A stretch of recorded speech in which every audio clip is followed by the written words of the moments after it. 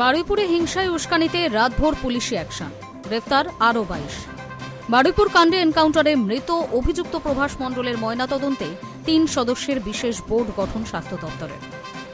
অশান্তি ভাঙচুরের ঘটনায় কাউকে যে ছাড়া হবে না তা মঙ্গলবারই বারুইপুরে গিয়ে স্পষ্ট করে দিয়েছিলেন মুখ্যমন্ত্রী শুভেন্দু অধিকারী। এরপর থেকেই ধারাবাহিকভাবে অভিযান চালাচ্ছে পুলিশ।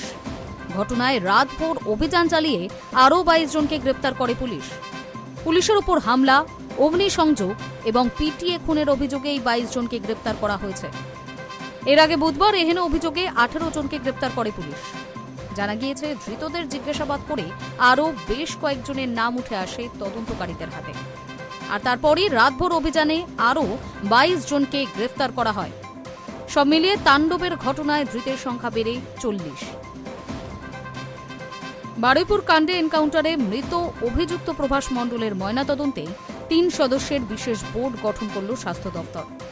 জাতীয় মানবাধিকার কমিশনের নিয়ম মেনে বোর্ড গঠন করা হয়। গত রবিবার বারুইপুরে উদ্ধার হয় নাবালিকার দেহ।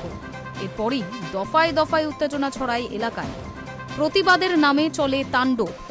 বিভিন্ন জায়গায় রাস্তা অবরোধ, পুলিশের ওপর হামলা এবং অগ্নিসংযোগের ঘটনাও ঘটে। এমনকি গণপিটুনিতে একজনের মৃত্যু হয় বলেও অভিযোগ ওঠে।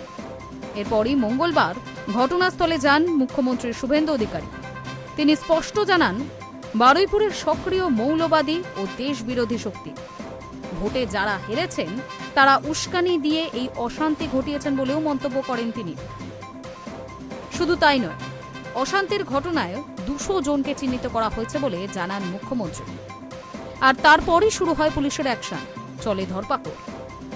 এদিকে বারুইপুর কাণ্ডে এনকাউন্টারে মৃত অভিযুক্ত প্রভাস মণ্ডলের ময়নাতদন্তে 3 সদস্যের বিশেষ বোর্ড গঠন করে স্বাস্থ্য দপ্তর। জাতীয় মানবাধিকার কমিশনের নিয়ম মেনে বোর্ড গঠন করা হয়।